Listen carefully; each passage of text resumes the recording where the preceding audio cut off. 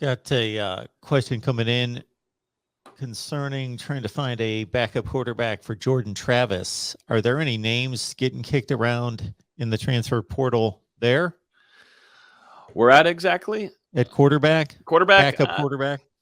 I think right now Florida State will be in contact with a few. I still think there's one more that if they do indeed hit the transfer portal, Florida State will most likely get in contact with. But right now, I don't see one necessary that Florida State is too eager in on pushing after. Like I said, I'm sticking with my spring, heading into the spring expectation of Florida State pursuing some there. So I do think Florida State is going to want to bring in a backup quarterback for Jordan Travis just because of past experience with him and not being fully healthy throughout the season. And, he goes down a few times. You'd like to have a guy that you can bring in and not have to change your offense around, because we saw where even when Jordan Travis would go down, you bring in Milton and you're trying to run that same offense. It just doesn't work. It doesn't click. And, Milton wasn't mobile enough. If you can bring in a guy that has the same dual threat capability as Jordan Travis, just to have someone behind him and back him up, then, that's where you'd like to bring in some depth. And, a lot of people are talking about AJ Duffy, but this is a true freshman coming in. I do think that they'd like to get him some experience, but he's not going to get a whole ton of burn this upcoming season. So you want to try to find a guy that has had past college experience and has that same dual threat that Jordan Travis has. And we'll see. I think just a little bit of patience. And I still think it's going to be a spring thing for quarterback. We got Florida State football talk for all of you each and every Wednesday night, 6:00 Eastern time, with Logan Robinson from Nole Game Day. Hit the like button. Subscribe right here at the Voice of College Football. Also head on over to Nole Game Day right here on YouTube. Check out what they've got going on, which is a Thursday night show, right? Yep, Thursday night at 8:30. We'll be going live again and going to talk about all the portal craziness. It feels like it's just going to continue to go on for week to week. But hey, it gives us something to talk about and not talk about some silly, stupid stuff. And we don't yet have to talk about Willie Taggart versus Mike Norvell yet. So we haven't talked about. Isn't it crazy? Since Jason, this is no hit on Jason at all, if Jason's here listening, but we have not talked about Willie Taggart in like 3 shows, at least 3 or 4 shows. Yeah, it's been a while. It's kind of been a minute. It's been a while. And I can't say that I miss it either. I can't say it.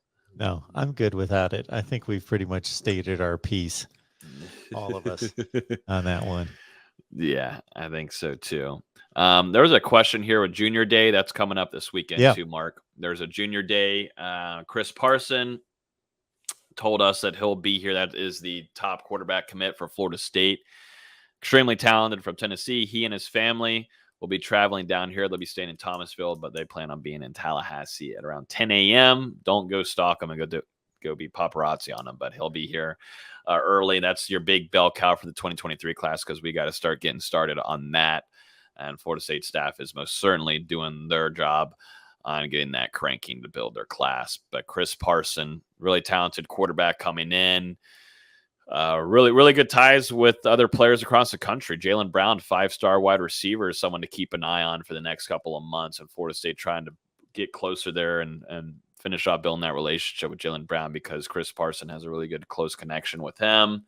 And we'll see and catch up with Parson over the weekend, along with a lot of other younger recruits coming in to visit the Seminoles this upcoming weekend. And once we get a list, I believe we'll be posting that on our site either tomorrow or Friday, but we'll be there. We'll be tweeting, we'll be posting in Discord and all that kind of stuff. But keep an eye out there for potential pops too. We'll see.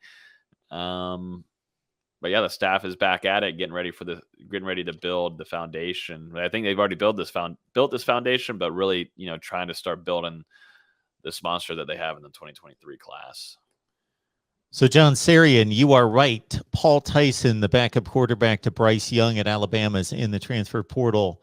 He mopped up in 5 games this year, 10 for 16 for 150 yards. He was the 12th rated pro-style quarterback in his class of what should have been 2019. Yeah, right there in Tuscaloosa, Alabama, or Trussville, Alabama. Trussville, Alabama, 12th rated player in the state of Alabama, top roughly 300 player nationally, according to 247 Sports. So he obviously has a little bit of talent, and he is what you would consider like an ultimate legacy guy. Paul Bear Bryant is his great grandfather, or it wouldn't be grandfather. I think it would be great grandfather of Paul Tyson. But yeah, he is leaving Bama apparently. Oh wow, damn. There's a question down here from RD746 saying, love our portal pickups. Do you see any young guys possibly starting or in heavy rotation next season? My picks are Shaheem Brown and Patrick Payton. I do like those picks. Payton has put on some more pounds as a defensive end. Shaheem Brown is a DB. I thought he had a really good start to the season last year. That's a young cat coming in. Florida State has really, really, really, really, really bright future in the defensive backfield with some of those young cats. If I were to pick one offensively and defensively,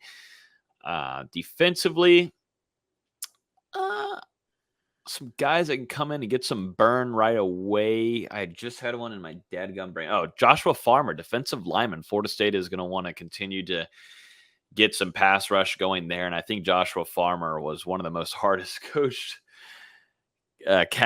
players during practice. Odell Higgins has one of the deepest voices on the teams. We'll let you know if something ain't working, if it ain't right.